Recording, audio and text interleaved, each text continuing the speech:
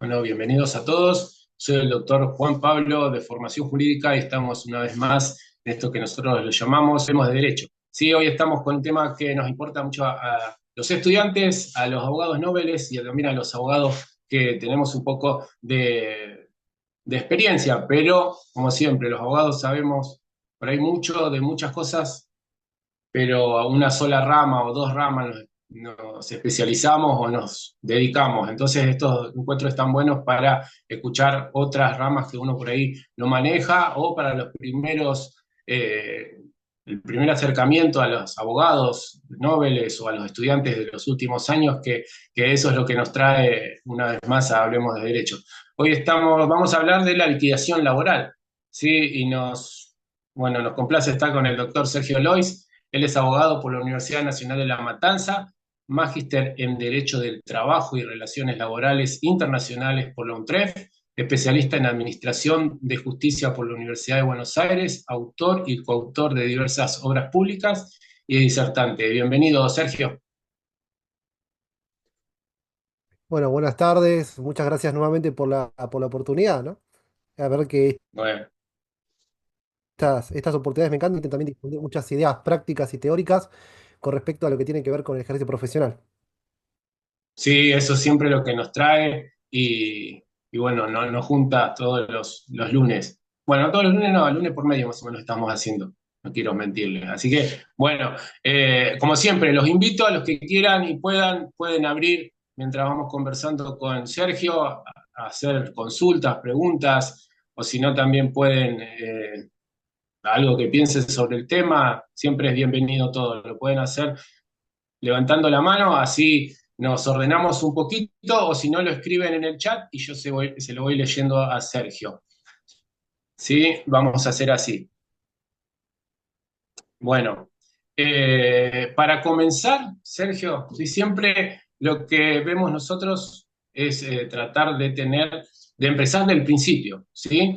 Entonces, decime, Sergio, ¿qué es una liquidación laboral y en qué momento se aplica? Bueno, con respecto a las liquidaciones laborales, yo siempre las defino como una especie de cuantificación, ¿no? De lo que ha sucedido en materia laboral ante, por ejemplo, una extinción del contrato de trabajo. Aunque las indemnizaciones laborales obviamente tienen diferentes orígenes. Puede ser una indemnización por lo que sería trabajo no registrado, defectuosamente registrado, puede ser una indemnización laboral por una indemnización del artículo 245, la famosa indemnización por antigüedad, la falta de entrega de lo que sería el preaviso, los preavisos, los famosos preavisos, y la integración del mes de despido, y a eso hay que sumarle otro tipo de rubros que están en la ley de contrato de trabajo, como los días trabajados, las vacaciones proporcionales, el SAC proporcional y los salarios caídos. Entonces, cuando nosotros hablamos de indemnizaciones laborales, también tenemos que tener en cuenta todos esos elementos que se pueden llegar a suscitar como consecuencia de la extinción del contrato de trabajo, ya sea por un despido indirecto o por un despido directo, por ejemplo, con causa o sin causa. Pero también las laborales barra prestaciones dinerarias dentro de lo que sería el sistema de riesgos del trabajo contemplan lo que sería también la reparación, si se quiere, dentro del mismo sistema de riesgos del trabajo como consecuencia de un accidente o una enfermedad de naturaleza laboral en virtud de la ley 24.557.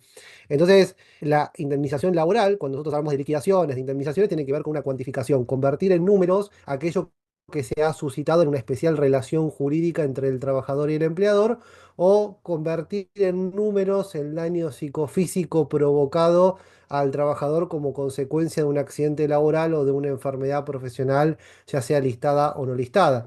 Y a su vez, una indemnización laboral tiene diferentes finalidades. Entre las finalidades que podemos encontrar de una indemnización laboral tenemos una finalidad reparatoria, que sería reparar el daño generado como consecuencia, por ejemplo, hasta la extinción de un contrato de trabajo, ante un despido directo o indirecto. ¿Sí? También un efecto disuasivo, es decir, que una indemnización laboral también puede disuadir al empleador ante cierto de que no incumple nuevamente con sus obligaciones y esté al principio de buena fe de los artículos 62 y 63 de la Ley de Contrato de Trabajo. Y también tiene un fin punitivo, es decir, aplicar una suerte de pena o consecuencia jurídica como consecuencia, por ejemplo, de la extinción del contrato de trabajo ante un trabajo de manera clandestina o no registrado, parcialmente registrado. Entonces, Cuando hablamos de indemnizaciones, nos estamos refiriendo a cuantificar un daño generado, que ese daño puede llegar a generarse como consecuencia de la extinción del contrato de trabajo o como consecuencia de un daño en la salud psicofísica el trabajador. Y a su vez, la finalidad de estas indemnizaciones tienen que ver con reparar, disuadir y aplicar como una suerte de pena a favor del trabajador. Y a su vez también lo que permiten las indemnizaciones laborales que se encuentran legalmente tasadas, si se quiere, es decir, que el legislador establece una fórmula determinada para el cálculo de esas indemnizaciones que se encuentran claramente determinadas mediante una tasación, ¿sí? Mediante una fórmula de cálculo, permiten la previsibilidad. ¿Esto qué quiere decir? Que tanto el trabajador como el empleador, mediante la aplicación de esa fórmula determinada por el legislador, va a poder de alguna manera saber exactamente cuál es la indemnización que le corresponde, porque hay una fórmula de cálculo. Por ejemplo, el artículo 245 de la Ley de Contrato de Trabajo establece una mejor remuneración normal y habitual mensual por cada año trabajado o fracción superior a 3 meses. Ya tenemos ahí lo que sería, por ejemplo, la indemnización por el artículo 245 de la Ley de Contrato de Trabajo.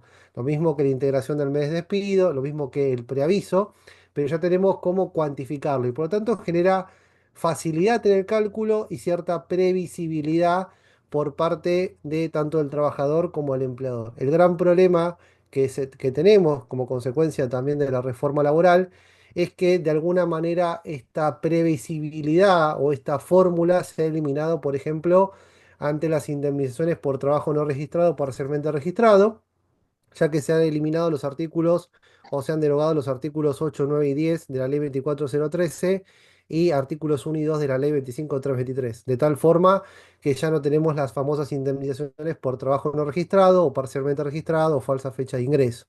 Entonces, todas estas indemnizaciones tienen que ver básicamente con reparar, por ejemplo, la ruptura del contrato de trabajo o reparar los daños psicofísicos a la salud del trabajador. Y uno cuando hace una liquidación trata de cuantificar lo que serían esas indemnizaciones teniendo en cuenta o utilizando como guía lo establecido por el legislador, tanto en la Ley de Contrato de Trabajo, como por ejemplo el artículo 12 de la Ley 24.557, que nos habla de las prestaciones dinerarias barra indemnizaciones como consecuencia de los accidentes laborales o enfermedades profesionales. ¿Sí? Bien, y justo lo que yo quería, bueno, también consultarte es porque, bueno, dijiste, sí, la reforma laboral del famoso DNU que, que estuvo con nosotros y se empezó a aplicar el año pasado, ¿sí? ¿Qué es lo que trajo como consecuencia? Estuviste hablando un poco, pero ¿qué es lo que trajo como máxima consecuencia, aparte de dar de baja las multas? Bueno, en realidad, tanto el DNU 70/23 de diciembre del año 2023 como la ley 27742 de la famosa ley bases que establece en uno de sus títulos la modernización laboral, introdujo diferentes consecuencias, como estuvimos charlando recién al principio, que tiene que ver con esto de la eliminación de lo que serían los artículos 8, 9, 10 y 15 de la ley 24013, el artículo 11 de la ley 24013 y también los artículos 1 y 2 de la ley 25323.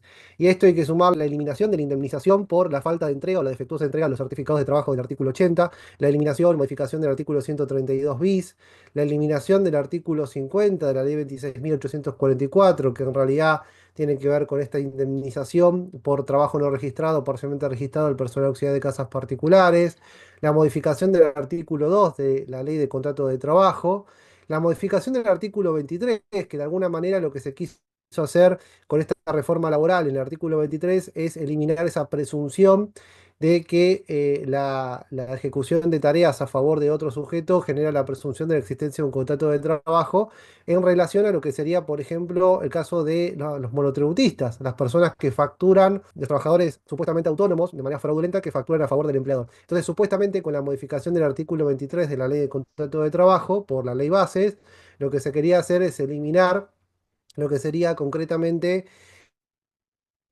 esa presunción a favor, por ejemplo, de los trabajadores monotributistas que fraudulentamente estaban contratados por los empleadores con la finalidad de evadir sus sus obligaciones fiscales. Esto también tenemos que sumar la modificación del artículo 29 de la Ley de Contrato de Trabajo, ¿sí? Que tiene que ver con intercontrol de personas y la responsabilidad solidaria, ¿sí?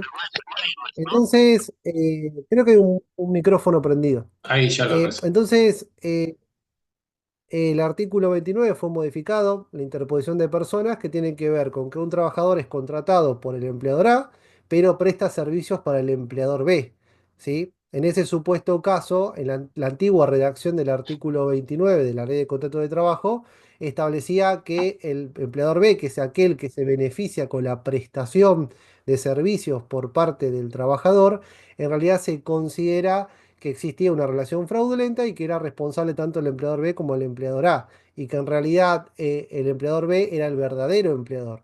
Ahora, con la modificación del artículo 29, se establece que el empleador A, que es el que contrata al trabajador, es supuestamente el verdadero empleador, es el empleador principal y no el empleador que se beneficia con la prestación. Pero eso también es fácilmente rebatible o fácilmente se puede desarmar, ¿sí? Con la aplicación del artículo 14 de la Ley de Contrato de Trabajo, que establece la nulidad en caso de fraude de las relaciones laborales.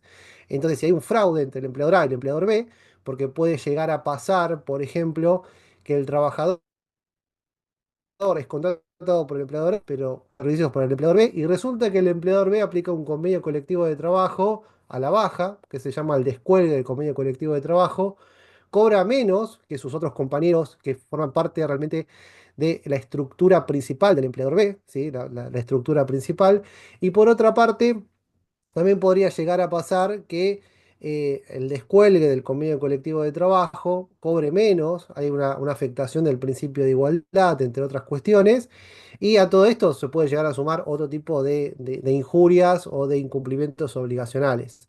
La realidad es que existiría responsabilidad solidaria entre el empleador A y el empleador B como consecuencia de esa modificación, a pesar de esa modificación del artículo 29. Igualmente nosotros tenemos como operadores jurídicos, todavía está vigente el famoso artículo 14.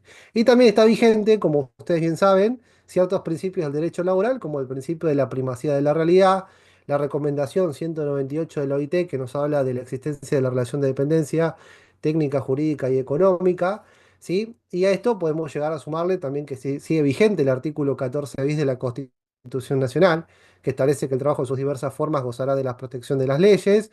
También sigue vigente el principio de buena fe, de diferentes principios y diferentes disposiciones normativas que permiten de alguna manera desarmar el fraude a la ley. Sí, me metí en un tema medio complejo, pero es importante charlarlo porque hay una modificación importante del artículo 29. Y después, bueno, hay otro tipo de modificaciones, como el tema del fondo de cese laboral, que también se introduce en la ley de contrato de trabajo, además de la eliminación de lo que sería en realidad el Fondo de Cese Laboral fue aprobado por la Ley 27.742, pero no está introducido directamente en la Ley de Contrato de Trabajo.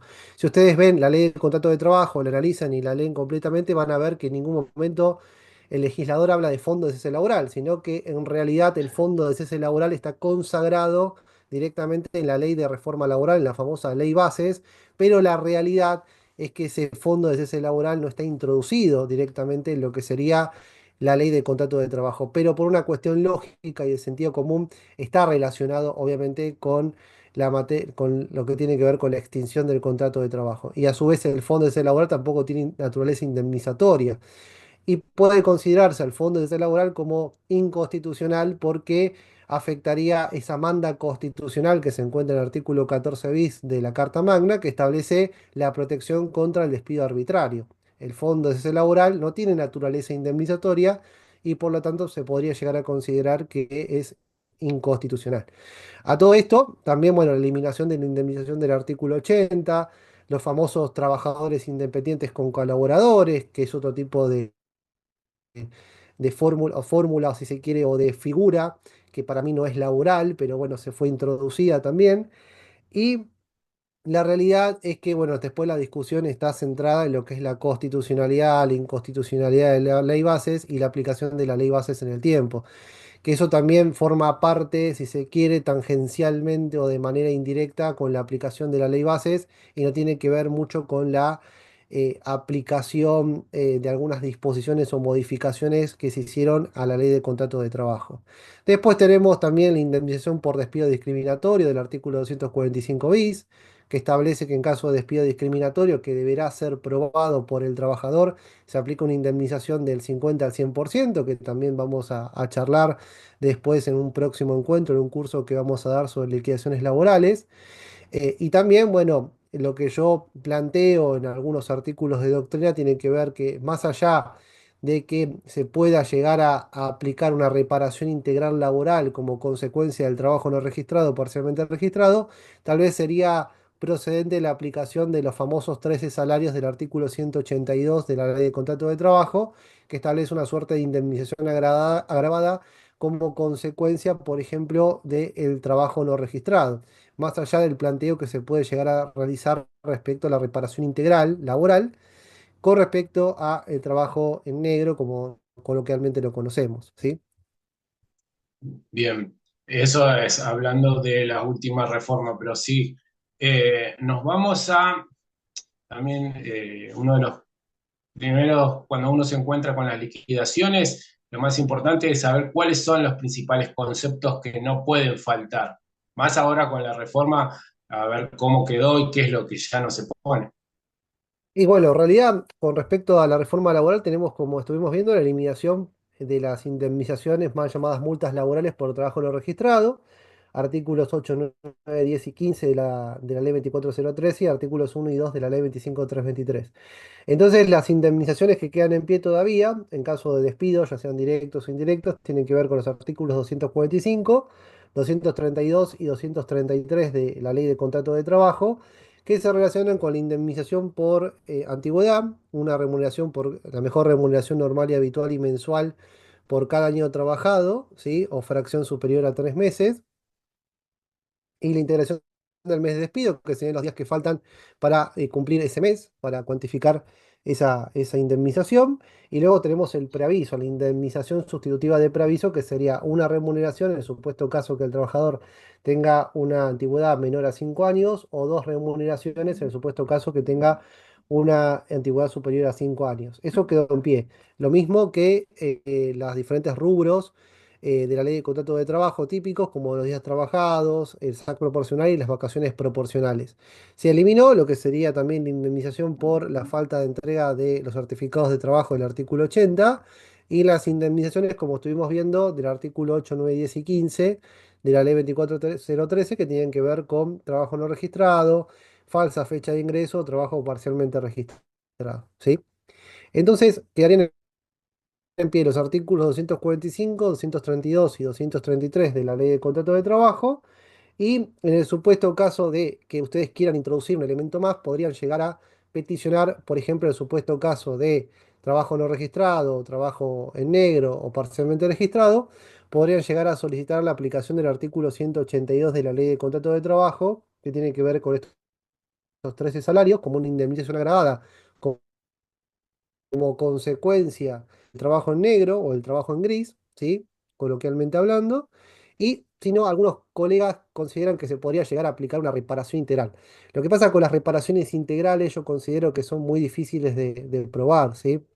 Porque uno tiene que probar los distintos presupuestos de la responsabilidad civil, ya sea la relación de causalidad, el daño generado como consecuencia del daño concreto, no el daño hipotético, como consecuencia del trabajo no registrado, y a su vez también debería llegar a probar, además del daño, el factor de atribución, objetivo, subjetivo, y la relación de causalidad, ¿sí? Entre el daño y la actitud o el accionar por parte del empleador o la omisión por parte del empleador.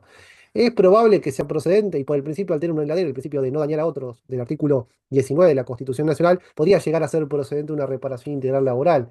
Lo que pasa es que todavía nos falta mucho desarrollo jurisprudencial y no sabemos bien para dónde va a salir disparar la cuestión, ¿sí? El criterio jurisprudencial con respecto a las reparaciones laborales ante trabajo no Pero ella registrado. dejaría de ser tarifada, ¿no? Claro, Y ya dejaría de ser previsible. tarifado, claro, dejaría de ser previsible, ¿sí? La tarifa, porque no habría una fórmula de cálculo específica para determinar el daño, porque la indemnización lo que hace es cuantificar el daño, la indemnización tarifada es cuantificar el daño y en ese caso presumir, se presume la existencia de daño, ¿sí? Por el famoso artículo 8 de la 24013, que ya no existe más, se presumía la existencia de un daño por trabajo no registrado y se estableció una tarifa, ¿sí? Que era un 25% de todas las remuneraciones que iba percibiendo el trabajador de manera no registrada.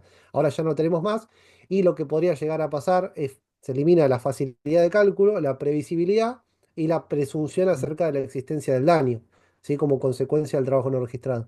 Entonces, lo que yo proponía en algunos trabajos que estaban circulando por ahí era el tema de aplicar el artículo 182 de la Ley de Contrato de Trabajo y también el artículo 275 de la Ley de Contrato de Trabajo, como decía el doctor Romualdi, que él hablaba de aplicar el artículo 275 ante la temeridad y malicia por parte del empleador, que es una actualización mediante la aplicación de las 2 veces y media de la tasa más alta aplicable al monto indemnizatorio. Pero más allá de todo este esquema indemnizatorio, también hay que sumarle que ustedes deberán peticionar una actualización. Y antiguamente lo que se hacía, en algunos tribunales todavía lo siguen aplicando, en algunos juzgados también, es actualizar desde la fecha del despido hasta el momento del dictado de la sentencia mediante la aplicación de una tasa, que en Capital Federal podía ser una tasa activa del Banco Nación y en Provincia de Buenos Aires la tasa pasiva digital de plazo fijo a 30 días del Banco de la Provincia de Buenos Aires. Pero en la actualidad, por ejemplo, en la provincia de Buenos Aires se aplica un método indexatorio gracias al fallo Barrios, que tiene que ver con aplicar un IPC, un SER o RIPTE, generalmente RIPTE, que sería el más popular, más una tasa pura hasta el 6%, para actualizar el monto indemnizatorio. Y en Capital Federal lo que está pasando es que de alguna manera se hubo una profusión o un aumento considerable de diferentes interpretaciones con respecto a cómo actualizar los montos indemnizatorios. Y la realidad es que cada juzgado tiene su propio criterio. Algunos hasta actualizan con tasa del Banco Nación y otros juzgados se están actualizando y me parece que es un criterio ya casi mayoritario de aplicar el índice de precios al consumidor más una tasa pura de hasta un 4% anual. ¿Sí? Acá, por ejemplo, dice el doctor Martín Danzo, la aplicación en Córdoba un 3% de tasa pura, ¿no, Doc? Me parece que sí, se refiere a eso. No sé si se refiere al 3% de tasa pura.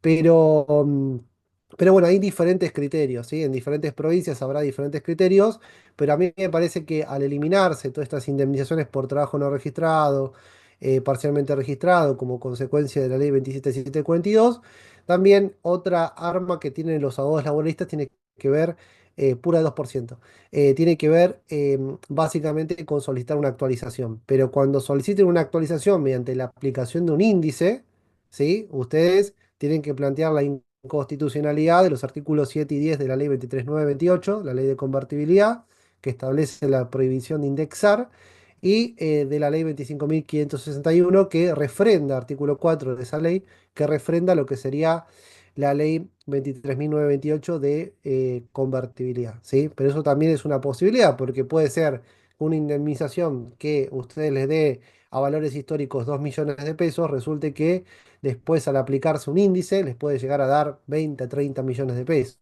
¿sí? No. O sea, se puede disparar bastante.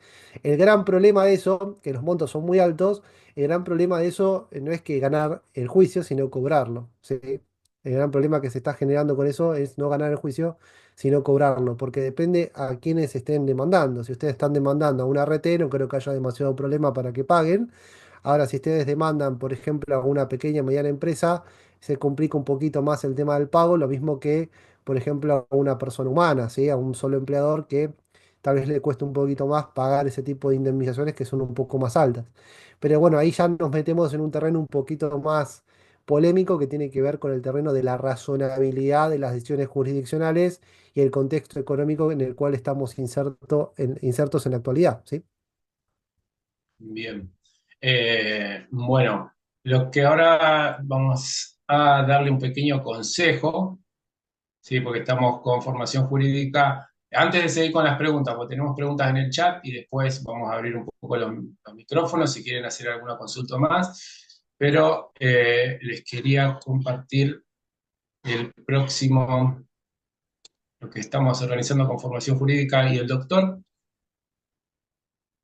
A ver, un instante, compartirles acá. ver si se ve ahí. Vemos que se comparta.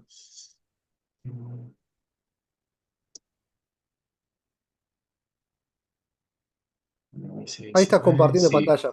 Ahí está. Ahí Genial. se puede ver.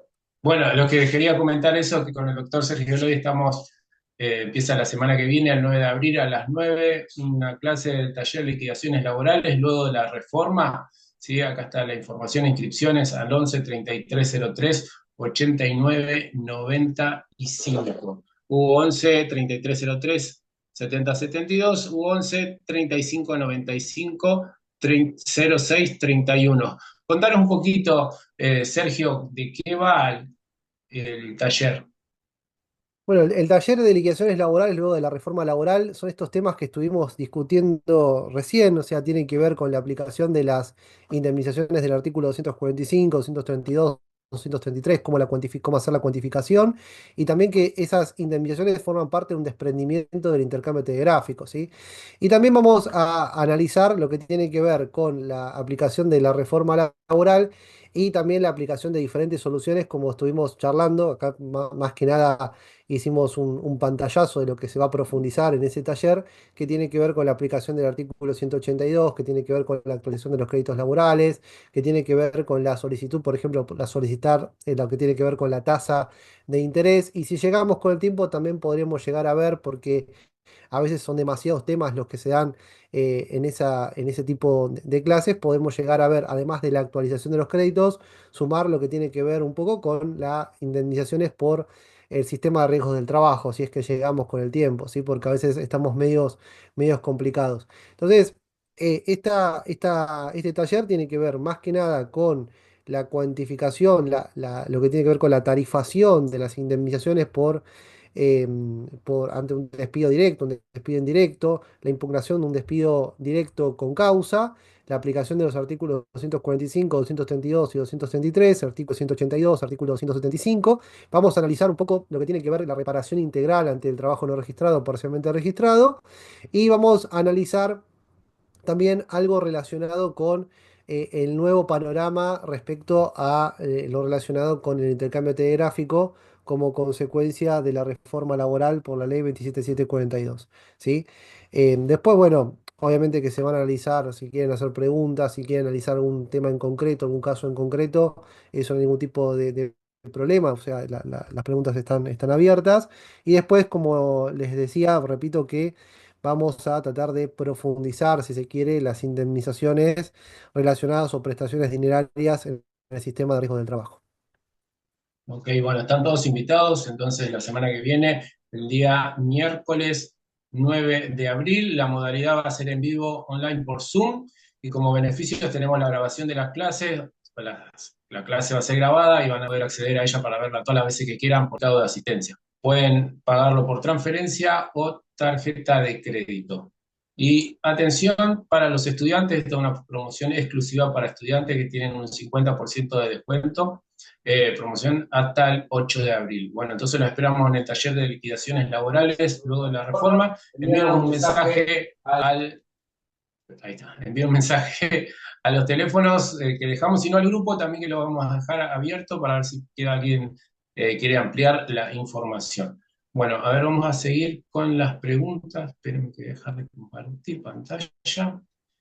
Y vemos que tenemos acá una pregunta de Lorena. Dice, doctor, soy Nobel, me llegó mi primer caso laboral, empleo no registrado. Mi duda es que en el correo, cuando envío los telegramas, me dicen que ya no se envía más telegrama a FIP, o ahora ARCA. ¿Es así? Sí, la realidad es que ya no se envía más copia a FIP, bueno, ex AFIP, actualmente ARCA, porque en realidad es que se eliminó lo que sería el artículo 11 de la ley 24013. Hay una modificación importante que establecía que uno, cuando realizaba la intimación al empleador para que se manifieste en el plazo de 48 horas y que tenga la posibilidad en el plazo de 30 días de registrar correctamente la relación laboral, se tenía que denunciar las circunstancias verídicas de la relación laboral y a su vez había que enviar inmediatamente una copia a FIP. Lo que pasa es que al haberse eliminado por la ley 27742, se eliminó lo que sería ese artículo 11, la realidad es que quedamos medios desamparados con respecto a lo que tiene que ver con esa intimación. Yo lo que sostengo en el intercambio telegráfico es que se siga realizando esa intimación, ¿sí? Con esa estructura, la intimación de 48 horas más 30 días al empleador, se siga sosteniendo esa estructura, denunciando las circunstancias verídicas de la relación laboral, pero ya la copia FIP no es necesaria. Es más, se ha habilitado una posibilidad para que el trabajador pudiera de alguna manera denunciar al empleador que no registraba la relación laboral hasta mediante la aplicación de ARCA, ¿sí? Entonces, no hay necesidad de enviar la copia FIP para la procedencia, ExaFIP o ARCA en la actualidad, para la procedencia de las indemnizaciones por trabajo no registrado o parcialmente registrado. Ya no existe más esa obligación o esa carga que tenían los letrados que representaban a los trabajadores. Así que en la actualidad, si bien la estructura de intimación se va a seguir sosteniendo, la realidad es que no existe una obligación legal para seguir enviando la copia a ARCA, ¿no? Bien, bueno, ahí quedó respondido. Después la doctora Sosa González. ¿Cómo quedó luego de la modificación el periodo a prueba? Sí, De con eso se respecto habló al mucho. claro, de la modificación del periodo de prueba, es un periodo de prueba muy extenso en la actualidad. Esto fue modificado tanto por el decreto de urgencia, el DNU 70/23, y en la actualidad por la ley 27742. Ya la misma ley te habla de un periodo de prueba que puede ser de 6 meses, que puede ser de 8 hasta de un año, dependiendo de la cantidad de trabajadores dependientes de la empresa, ¿sí? Eso depende si la empresa es una mediana empresa, una gran empresa, una pequeña empresa, una pyme, y eso va a depender de la cantidad de trabajadores que se encuentren en esa estructura empresarial. Entonces, y también va a depender, obviamente, de los convenios colectivos de trabajo y de la libertad de la negociación colectiva, la disponibilidad colectiva entre los sindicatos y los representantes de los empleadores. Pero va a ser un periodo de prueba ya no de 3 meses, sino que va a poder hacer de 6, 8 o 12 meses, dependiendo también de la cantidad de trabajadores dependientes que formen parte de esa estructura. Y la realidad es que el aumento del periodo de prueba lo que está haciendo es una alta rotación de trabajadores. Ustedes van a ver muchos trabajadores que llegan a sus estudios jurídicos que les reclaman esto, es decir, que estuvieron trabajando 6 meses y después los echan sin ningún tipo de indemnización porque no corresponde la indemnización del periodo de prueba, pero la realidad es que hay un periodo de prueba demasiado extenso. Esto lo que va a provocar es una mayor incertidumbre, una mayor inestabilidad laboral, no va a generar trabajadores que, entre comillas, como se decía habitualmente, se pongan la camiseta del empleador o de la empresa, porque la realidad es que saben que en cualquier momento lo pueden echar. O sea, durante un tiempo hasta de 12 meses, hay un periodo para que lo puedan echar y que solamente ese trabajador tenga derecho a cobrar lo que sea la liquidación final, ¿sí? Días trabajados, vacaciones proporcionales, SAC proporcional y SAC sobre vacaciones. La realidad es que Bien, en este panorama hay Sergio, mayor... justo, discúlpame, Sí, salimos y volvemos a entrar unos minutitos más porque hay un par de preguntas, porque se está por cortar la sesión. bueno, Si no quiero que dale, dale, quede dale. desprolijo. Utilizamos el mismo link, entramos unos Dale, minutitos más. perfecto. Todo. Sergio, no sé si querés completar, Sí, porque te básicamente corté. lo que estábamos hablando es el tema del periodo de prueba. La extensión del periodo de prueba va a generar esto de la inestabilidad y una mayor rotación de trabajadores. Y van a ver que en la práctica hay muchos trabajadores que están dentro de ese periodo de prueba y que la realidad está bastante complicado, ¿sí? El tema de... ¿Y se puede hacer eh, algo ahora? Porque en para realidad decir, comparado con antes, que bueno, que antes sí el periodo era más corto y ahora es más sí, largo, era mucho más corto, era más sencillo la realidad es que era más sencillo porque generalmente se superaba ese periodo de prueba. Una vez superado el periodo de prueba de 3 meses, ya por lo menos había el derecho al artículo 245 de la ley de contrato de trabajo porque es fracción superior a 3 meses. Entonces, por lo menos había la posibilidad de una remuneración, ¿sí? Una mejor remuneración normal, habitual y mensual. Y en la actualidad, al extenderse el periodo de prueba, el empleador puede despedir sin derecho a ningún tipo de indemnización laboral del trabajador, salvo que el trabajador, y todavía no hay jurisprudencia al respecto, salvo que el trabajador esté de manera no registrada. Ahí, si el trabajador está de manera no registrada, se supone que el empleador, también hubo una modificación con respecto a eso, pero se supone que el empleador está renunciando al periodo de prueba o al privilegio que le otorga, entre comillas, el famoso periodo de prueba que tiene que ver con despedir sin causa y sin el trabajador considerarse con derecho a una indemnización del artículo 245. Pero eso todavía está como verde todavía, ¿no? O sea, no tenemos una jurisprudencia o jurisprudencia en concreto con respecto a la extensión del periodo de prueba y al trabajo no registrado, ¿sí? claro, por eso también lo que está pasando es que todavía Si hay casos que se están judicializando, pidiendo por las reformas, hay que ver cómo empiezan a trabajar los Y lo que juzgados y pasa es también que la aduana. claro, el tema es que recién ahora yo estoy viendo muchas demandas donde se plantea la inconstitucionalidad de la reforma laboral o la inaplicabilidad y también la inconstitucionalidad del título cuarto del decreto de urgencia 70/23, que es el título denominado trabajo. Y la realidad es que todavía faltan por lo menos 3 o 4 años para que exista una sentencia en concreto que se expida sobre la constitucionalidad, la inconstitucionalidad del decreto y de la ley de reforma laboral y también respecto a los diferentes institutos que fueron modificados como consecuencia de la reforma. O sea, por lo menos tenemos acá hasta el año 2028, 2030 tiempo para seguir discutiendo este tipo de cuestiones hasta que exista algún tipo de interpretación jurisprudencial que obviamente no es la verdad absoluta, sino que es una interpretación del caso en concreto. No quiere decir que todos los jueces piensen igual, ¿sí? Van a resolver de acuerdo a lo que se peticione en la demanda, por el principio de congruencia, obviamente, y van a resolver de acuerdo a lo que propone o la postura de la parte actora, si es que tiene, si consideran que tiene la prueba suficiente para, por ejemplo, probar una relación de dependencia.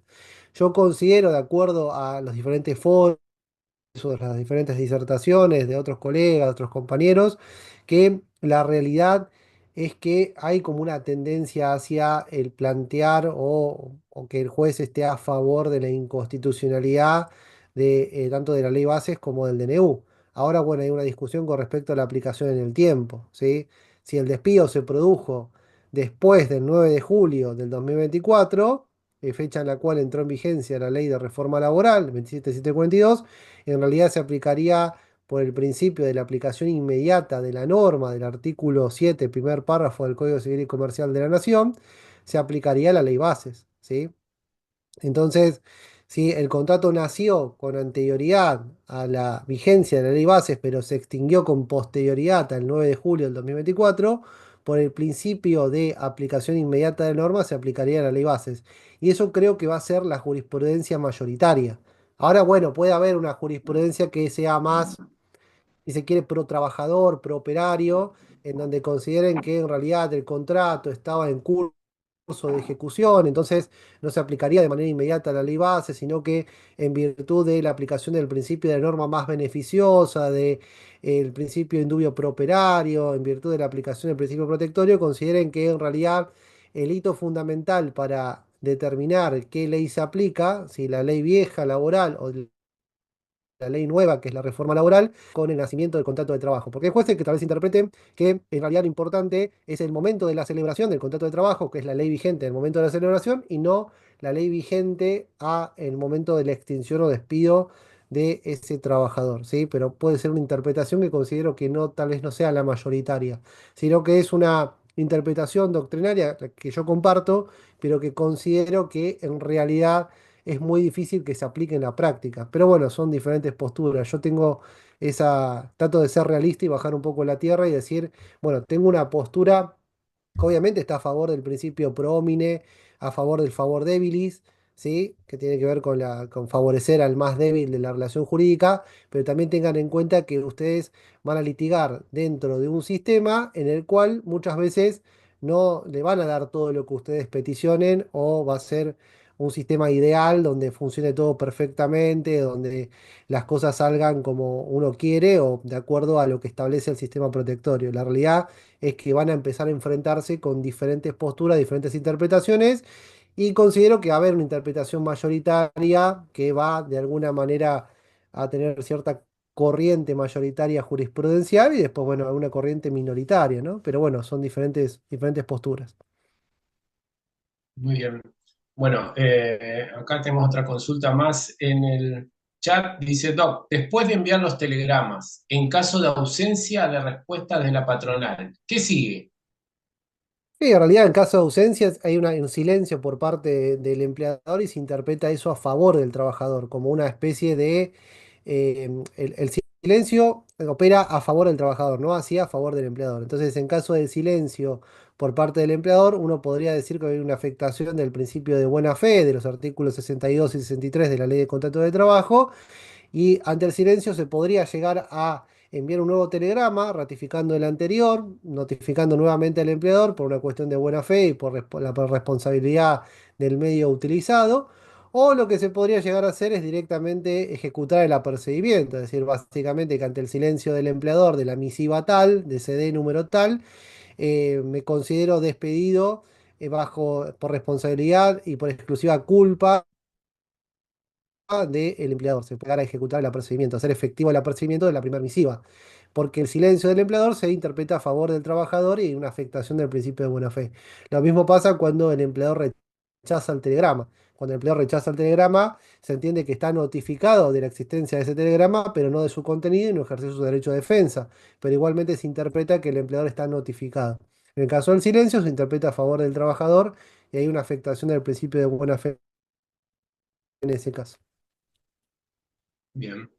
Bueno, aparte nosotros tenemos formación jurídica, grupos, sí, y ahí preguntamos, o hicimos consulta a ver si quieren hacer preguntas para el doctor y encontré acá una que me parece muy buena. Dice, ¿qué sucede si un empleador no paga correctamente la liquidación? ¿Qué se puede hacer? Sí, habría que ver el caso Tenemos puntual. diferencias, ¿no? Claro, bueno, hay varios casos que puede llegar a pasar. Por ejemplo, a veces es el famoso conflicto de una diferencia indemnizatoria, ¿no? Que a veces hay una materia dentro de los expedientes judiciales que se denomina diferencia indemnizatoria, diferencia de la indemnización.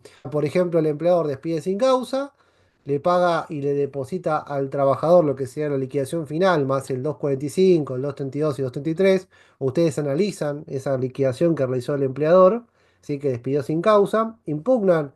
Obviamente ese telegrama del despido sin causa, le impugnan y dice, bueno, que hay una diferencia de indemnización, que solicitan la aplicación correcta del artículo 245, 232 y 233 de la Ley de Contrato de Trabajo, y también los salarios caídos, el saco proporcional y si se quiere, depende del caso, y ustedes analizan la liquidación que hizo el empleador. Si ustedes ven que en realidad hay una diferencia, por ejemplo, al trabajador le depositaron en virtud de los rubros días trabajados, vacaciones proporcionales, SAC proporcional, indemnizaciones de los artículos 245, 232 y 233, ven que en realidad le depositaron 2 millones cuando en realidad ustedes sacan la liquidación y da como 6 millones o 7 millones, ustedes pueden impugnar ese despido sin causa nuevamente e ir, por ejemplo, en Capital Federal a un SECLO donde exijan la diferencia de indemnización, o en Provincia de Buenos Aires directamente pueden iniciar la demanda. Y ese tipo de discusiones, ¿sí? El empleador al contestar la demanda va a decir, bueno, hay un saldo a favor del trabajador o un pago a cuenta de a favor del trabajador de 2 millones y el trabajador dice, no, pero faltan acá como 8 millones de pesos.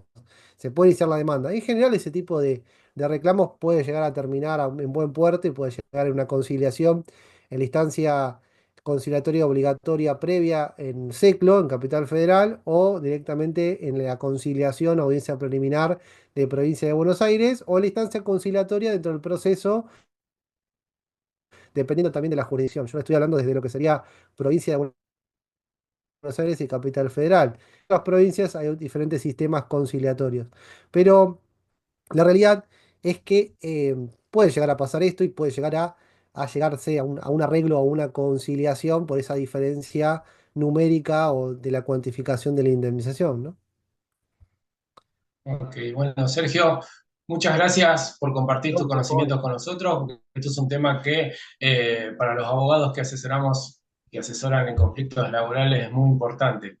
¿Sí? Así que bueno, nos despedimos. Muchas gracias a todos los que nos siguieron en vivo, los que nos ven grabados. Después lo vamos a subir a nuestro canal de YouTube.